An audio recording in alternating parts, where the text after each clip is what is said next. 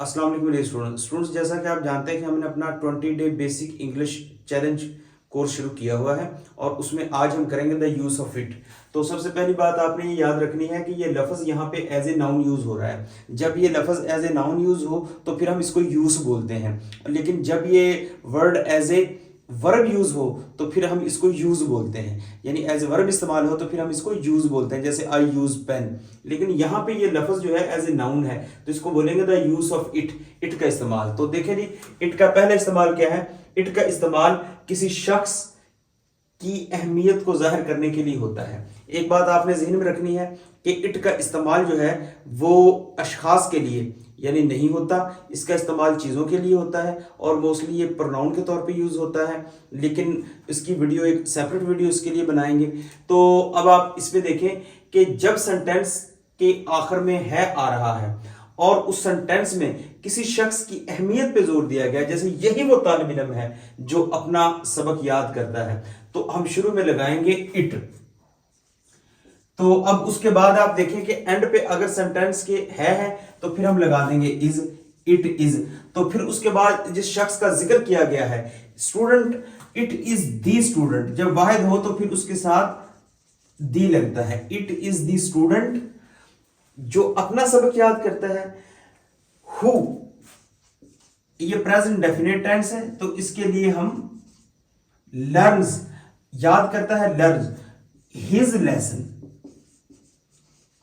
अपना सबक, ये जो है वो इसके लिए सिंगुलर प्रोनाउन यूज होगा। जैसे अब सेंटेंस को पढ़ते हैं तो हमें पता चल जाता है कि यही वो तालिब इल्म है जो अपना सबक याद करता है, यानी वाहिद की बात हो रही है तो यहाँ पे इसके लिए प्रोनाउन हिज इस्तेमाल होगा। It is the student who learns his lesson. It का इस्तेमाल मौसम के फिक्रों में होता है। जिन सेंटेंसेस में मौसम का जिक्र आए तो हम उनमें इट यूज करते हैं।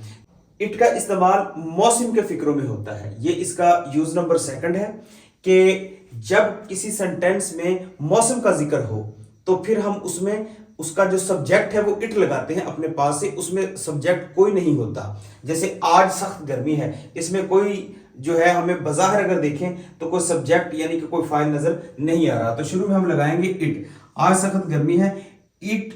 उसके बाद सेंटेंस के आखिर में है तो इज आ जाएगा। इट इज सख्त गर्मी है, it is very hot today, hot गर्मी, टुडे आज।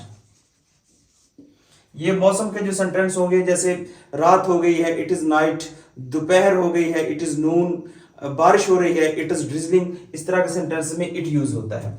इट का इस्तेमाल वक्त के फिक्रों में होता है। ऐसा सेंटेंस जिसमें वक्त का जिक्र किया गया हो तो उसमें हम वक्त के जिक्र को जाहिर करने के लिए हम इट का इस्तेमाल करते हैं। तो देखें जी, 1 बजा है, अब सेंटेंस के आखिर में आ रहा है तो है के लिए हम यहां पे इज ही यूज करेंगे।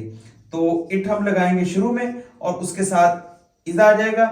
1 बजा है, 1 o'clock, जब पूरे घंटे का जिक्र हो तो उसके साथ हम o'clock यूज करते हैं।